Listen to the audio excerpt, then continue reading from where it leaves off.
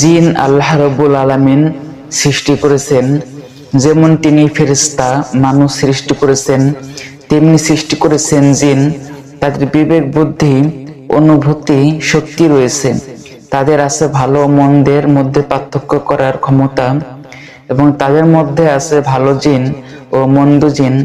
আল কোরআনে জিনদের বক্তব্য উল্লেখ করে বলা হয়েছে, আর নিশ্চয়ই আমাদের কতিপয় সৎকর্মশীল এবং কতিপয় এর ব্যতিক্রম। আমরা ছিলাম বিভিন্ন মত ও পথে বিভক্ত। সূরা আল জিন। এ গোষ্ঠীর নাম জিন রাখা হয়েছে কারণ জিন শব্দের অর্থ গোপন। আরবি জিন শব্দ থেকে ইস্তিনান এর অর্থ হলো ইস্তিতার বা গোপন হওয়া।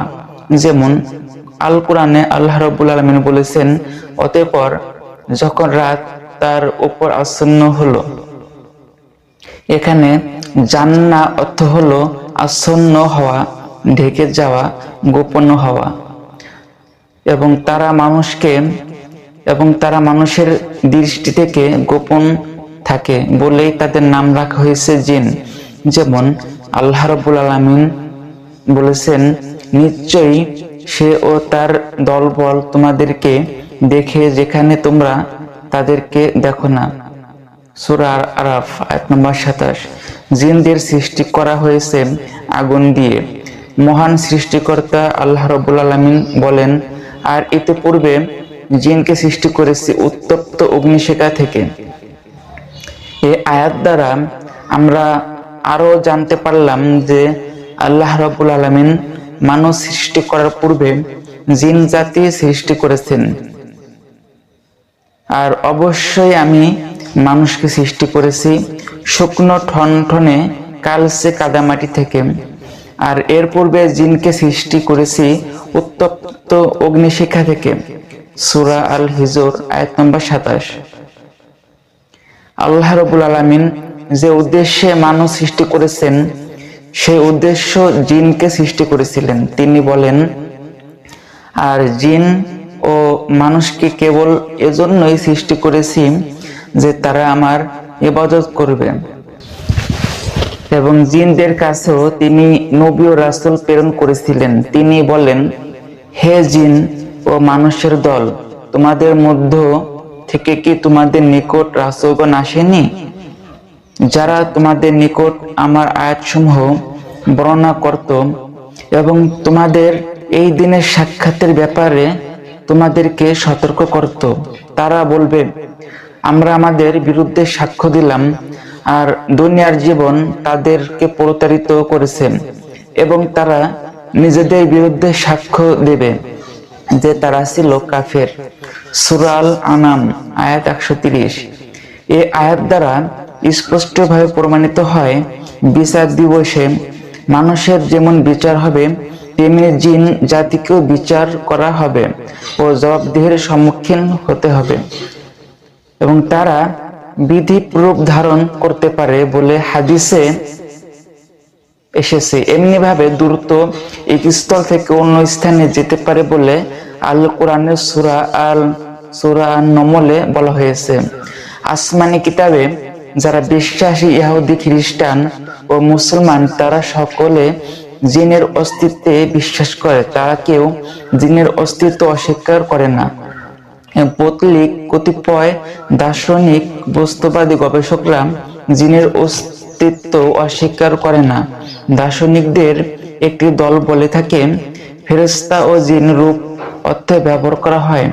সুন্দর চরিত্রকে ফেরেশতা আর খারাপ চরিত্রকে জিন বা শয়তান শব্দ দিয়ে বোঝানো হয়। অবশ্যই তাদের এ বক্তব্য কোরআন ও সুন্নাহর সম্পূর্ণ পরিপন্থী। রাসূলুল্লাহ সাল্লাল্লাহু আলাইহি ওয়াসাল্লাম জিন সম্পর্কে বলেছেন, জিন তিন প্রকার। এক, যারা শূন্যে উড়ে বেড়ায়। দুই, কিছু সাপ ও কুকুর। তিন, মানুষের কাছে আসে এবং চলে যায়। সূত্র তাবারানী। প্রখ্যাত হাদিস বিশারদ শায়েখ আলবানী হাদিসটিকে সহিহ বলেছেন। দেখুন সহিহ আল জামিআ সাগীর হাদিস নম্বর 3114।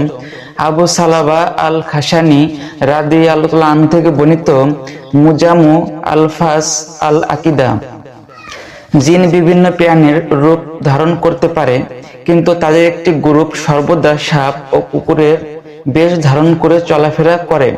মানব সমাজে এটা তাদের স্থায়ী রূপ। জিনের অস্তিত্বে বিশ্বাস ইমানের দাবি।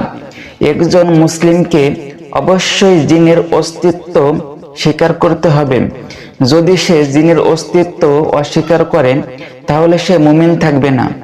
জিনের অস্তিত্ব স্বীকার ইমান বিল গাইব বা অদৃশ্যের প্রতি ইমান আনার অন্তর্ভুক্ত। আল্লাহ রাব্বুল আলামিন আল কোরআনের প্রায় 50 বার জিনের আলোচনা করেছেন। জিন জাতির সৃষ্টির উদ্দেশ্য তাদের ইসলাম গ্রহণ, মানুষের পূর্বে তাদের সৃষ্টি করা। ইবলিস জিনের অন্তর্ভুক্ত। সূরা আর রহমানে ও মানুষকে একসাথে সম্বোধন। নবী সুলাইমান আলাইহিস সালাম এর আমলে জিনদের কাজকর্ম করা, তাদের মধ্যে রাজমিস্ত্রি ও ডুবুরি থাকার কথা, তাদের রোজ হাসরের বিচার, শাস্তি ও পুরস্কারের সম্মুখীন হয় ইত্যাদি বহু তথ্য আল কোরআনে আল্লাহ রাব্বুল আলামিন উল্লেখ করেছেন। তাদের সম্পর্কে বলতে যে সূরা আল জিন নামে একটি পূর্ণাঙ্গ সূরা নাজিল করেছেন। তাই কোনো মুসলমান জিনের অস্তিত্বকে অস্বীকার করে আল্লাহর কালামকে অস্বীকার করার মত কাজ করতে পারে না। জিন কি মানুষকে আসর করে? এর উত্তর হলো অবশ্যই। জিন মানুষকে আসর করতে পারে, স্পর্শ দ্বারা পাগল করতে পারে, মানুষের উপর ভর করতে পারে, তাকে নিয়ন্ত্রণ করতে পারে, আর জীবনের স্বাভাবিক কাজকর্ম ব্যবহৃত করতে পারে। এটা বিশ্বাস করতে হয়। তবে এই বিষয়টি কেউ অবিশ্বাস করলে তাকে কাফের বলা যাবে না, সে ভুল করেছে এটা বলা হবে। জিন যে মানুষকে আসর করে তার কিছু প্রমাণ আল্লাহ রাব্বুল আলামিন বলেন, যারা সুদ খায় তারা তার ন্যায় দাঁড়াবে, যাকে শয়তান স্পর্শ করে পাগল বানিয়ে দেয়। সূরা আল বাকারা আয়াত নম্বর 275। এই আয়াত দ্বারা যে সকল বিষয় স্পষ্টভাবে বোঝা যায়, এক, যারা সুদ খায় তাদের শাস্তির ধারণ সম্পর্কে ধারণা। 2, শয়তান বা জিন মানুষকে স্পর্শ দ্বারা পাগলের মতো করতে পারে। 3, মানুষের উপর শয়তান বা জিনের স্পর্শ একটি সত্য বিষয়, এটা অস্বীকার করার উপায় নেই। 4, জিন শয়তানের এক স্পর্শ দ্বারা মানুষ যেমন আধ্যাত্মিক দিক দিয়ে ক্ষতিগ্রস্ত হয়, তেমনি শারীরিক দিক দিয়েও অস্বাভাবিক হয়ে যায়। আল্লাহ রাব্বুল আলামিন বলেছেন, আর যে পরম করুণাময়ের জিকির থেকে বিমুখ থাকে, আমি তার জন্য এক শয়তানকে নিয়োজিত করি, ফলে সে হয়ে যায় তার সঙ্গে। সূরা যুখরুফ আয়াত নম্বর 36। আমরা এই আয়াত দ্বারা যা স্পষ্ট হলো, মহান আল্লাহ রাব্বুল আলামিন আল্লাহ তাআলার জিকির থেকে বিরত থাকা জিন শয়তানের স্পর্শ দ্বারা ক্ষতিগ্রস্ত হওয়ার একটি কারণ।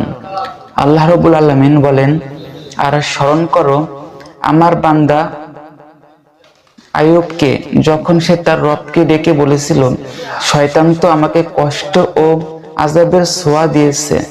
সূরা সদ আয়াত নম্বর 41।